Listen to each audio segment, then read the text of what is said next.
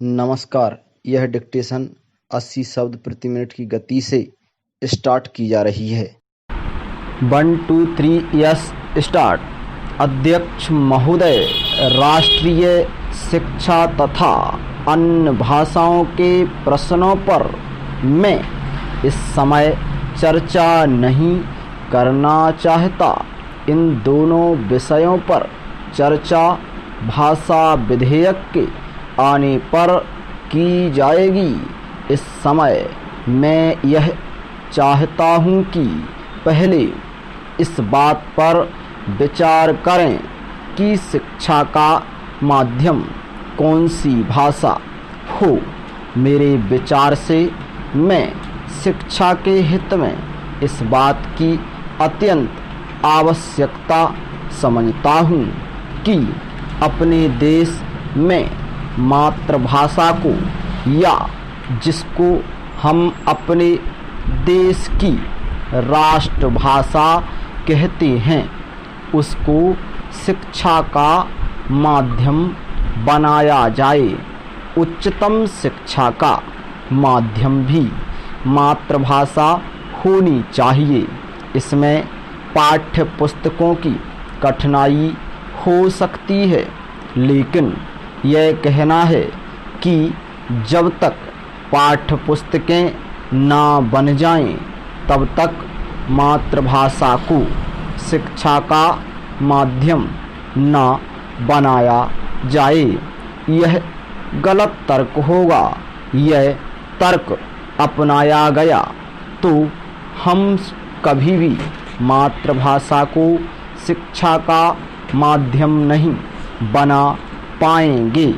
यह तो वही बात हुई कि जब तक मैं तैरना नहीं सीख लूँगा, तब तक पानी में पैर नहीं रखूँगा। इस तरह तो मैं समझता हूँ कभी तैरना नहीं सीखा जा सकता। इसलिए किसी तरह एक बार पानी में कूद जाएं, एक बार यह फैसला ले लें कि मातृभाषा को शिक्षा का माध्यम बनाया जाएगा, और तत्काल यह फैसला लेकर शिक्षा शास्त्रियों से कहा जाए कि वे तेजी से पाठ्य पुस्तकें तैयार करें या उसका अनुवाद करें। पैरा। विज्ञान की शिक्षा के बारे में कहा जाता है कि विज्ञान की पढ़ाई का माध्यम मातृभाषा में होने से बड़ी कठिनाई का सामना करना पड़ेगा। मैं इस बात को नहीं मानता। मैं तो यह मानता हूँ कि मातृभाषा में विज्ञान की शिक्षा देना सबसे आसान है।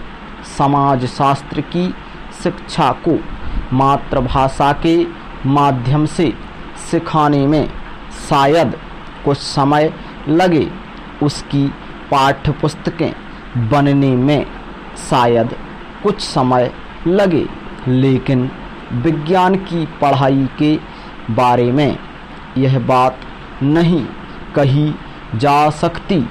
विज्ञान के फार्मूले ज्यों के त्यों रखे जा सकते हैं। विज्ञान की शब्दावली को भी ज्यों का त्यों रखा जा सकता है।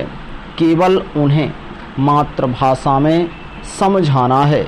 इसलिए विज्ञान की पुस्तकें और विज्ञान की शिक्षा के लिए मातृभाषा को माध्यम बनाने में कोई समय लगने वाला नहीं है, चूँकि हम अपनी शिक्षा नीति में सबसे अधिक जोर विज्ञान पर देने वाले हैं।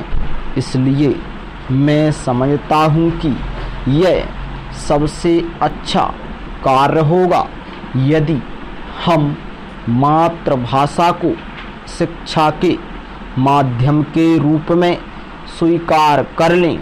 पैरा।